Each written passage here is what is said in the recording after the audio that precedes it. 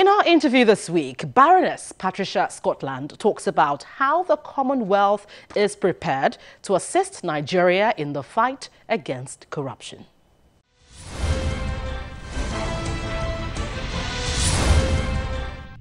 Baroness Patricia Scotland, you're welcome to the program.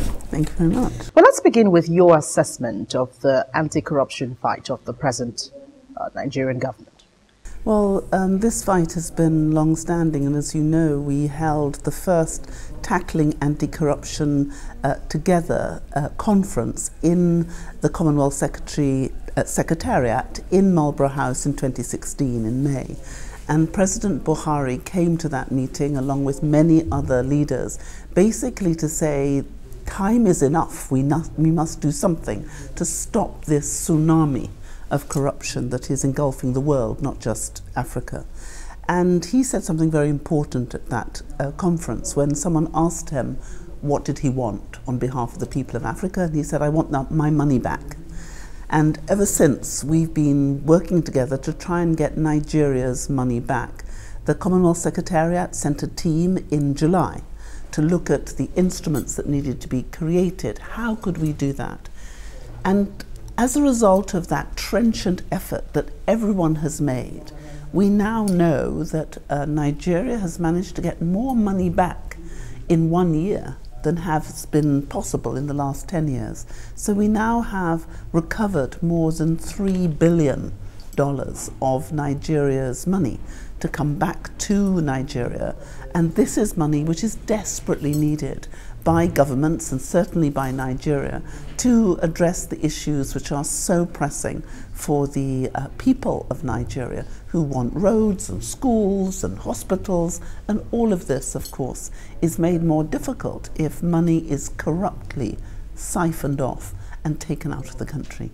See, your assessment of how African countries are recovering their assets really is sort of important, because some people might say that the monies are not coming in as fast as they should be. The process is somewhat tedious. The process is somewhat, even close to annoying, and then we don't get, what we actually want. So what really is your assessment across the board? I think we're getting so much better, because these are technically quite difficult applications to make, but we are all in the Commonwealth, 53 of us, common law Commonwealth countries, which means we have similar parliamentary systems, similar legal systems, similar institutions, and the same language, which is basically English, the majority of us.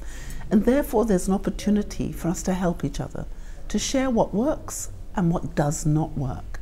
And some of these cases can be very difficult, very complex, very long drawn out, and many of them are multinational. So it's very rare that these corruption cases just involve one country. Sometimes it can involve more than one region. In the Commonwealth, we have 6 different regions. And we know that there are cases which have involved every region in the Commonwealth in one case. Therefore, the opportunity to understand each other, to work together, to have interoperable measures so that we can catch those who are corrupt and then repatriate the money to where it should be is incredibly important. What are the cases you consider tedious or a big challenge right now in this recovery process? Well, there are lots of cases which I would never call them tedious, but I would call them very complex and difficult. And sometimes it's because assets are in many different jurisdictions. So they're taken from one country, but they may be spread over 10, 20 countries. So tracing this money and finding out where it is and who's got it and identifying who is the beneficial owner can be quite a challenge. And therefore what we have done in the last 8 years, and this is the 8th conference, is to pool our knowledge, to pool our expertise. And we've launched an Office of Civil and Criminal Justice Reform.